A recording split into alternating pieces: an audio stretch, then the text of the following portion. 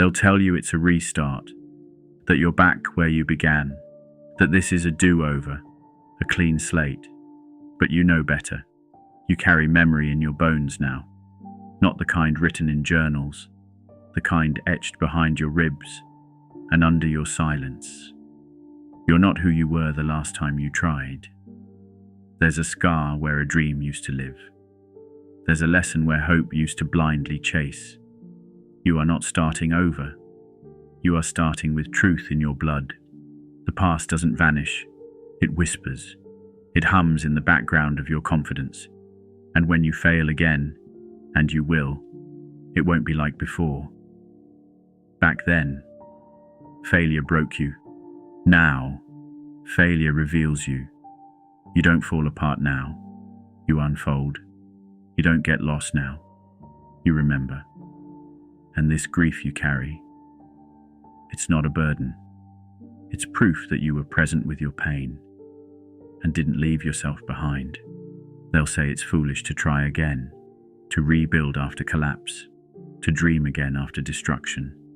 But what could be more absurd than staying buried when the soil has already cracked open? You've already lost what you thought you couldn't live without. You've already survived yourself. This isn't starting over. This is rebirth with memory. This is the phoenix, looking at its own ashes and saying, I remember every fire that made me. You no longer bend to fit someone's illusion of you. You don't apologize for needing time or space or breath.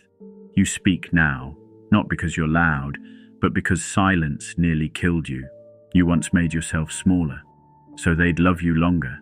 But that version of you is buried beneath the woman who finally said, no more pretending to be manageable. You're not starting over. You're starting sovereign. You used to love so recklessly. You called it passion, but really, it was just trying not to be abandoned again. You gave so much that you vanished, but now you give from a place that remembers what it cost. You don't beg to be chosen anymore. You choose yourself again and again, not because it's trendy, but because no one else knows the war you survived just to stay here. Go back far enough, and you'll find the child inside you, picking up pieces of love that always had conditions, quietly learning how to earn attention, how to be good, how to be invisible. You weren't taught healing, you were taught survival. But now you pause before you apologize for existing. Now you breathe before bending again. You are not starting over. You are starting with the child in you finally held, finally heard. You don't know where this leads, and that's okay. You no longer need a finish line to take a step. You no longer need a map to trust your feet. Uncertainty used to terrify you. Now it feels like freedom. The old you needed answers. This version only needs alignment. This is not naivety. This is wisdom disguised as surrender. There's a kind of grief that comes with growing, the grief of shedding who you thought you had to be, the grief of watching old dreams die quietly, not with violence, but with clarity. You're not lazy. You're listening. You're not lost. You're just no longer running. The sadness you feel isn't weakness. It's the price of becoming honest. And you're not starting over. You're starting real. What if failure was your teacher and collapse was your course correction? You tried so hard to make it work back then, with sheer will and blind optimism, and it broke you. But this time, you're not trying to win the game. You're trying to remember who you are without the rules. That's not delusion. That's wisdom. You're not starting over. You're starting with better questions. You stop proving your worth through exhaustion. You stop translating your needs into palatable requests. You speak now with weight, not volume, but clarity. And no, not everyone will stay for this version of you, but you will. And that is the win. This is what it means to start wiser, not louder, not bigger, but truer. You thought wisdom would look like clarity, like clean answers and straight lines. But it looks like sitting in silence, without needing to fill it It looks like walking away, even when your hands are still shaking. You used to need closure. Now you understand that absence is the answer. You used to beg for understanding.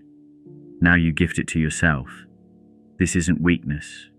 This is how strength begins, soft and certain. You still love, but not like before. You don't love to earn safety or to feel needed. You don't love as an escape route from yourself. Now love begins after the boundary, after the pause, after the breath. You don't lose yourself to be held anymore. And no, that doesn't make you colder. It makes you sacred. This is how the wise love, not from hunger, but from wholeness. There's a part of you still hiding, still waiting for the world to be safe enough to come out. But listen, that part isn't wrong. It's loyal. It carried your fears for years, protected you when no one else did. You used to shame that part. Now you sit beside it. You don't rush your healing anymore. Because you know, wounds don't bloom under pressure. You're not starting over. You're reuniting with the pieces you once had to leave behind. There will still be days you forget, that you're allowed to rest. That slowness is holy. That being unseen doesn't mean you've failed. You'll still compare your chapter 7 to someone else's highlight reel, but now you catch it. You pause. You remember. And that awareness? That's the difference. Not perfection, but presence. You're not starting over. You're starting from awakeness. It's absurd, isn't it? How they told you starting over was shameful, as if trying again, with more wisdom, with deeper scars, with softer courage, wasn't a kind of holy rebellion. Let them say what they want. You're not going backward. You're circling deeper, rooting stronger. This is not the first chapter. It's the truest.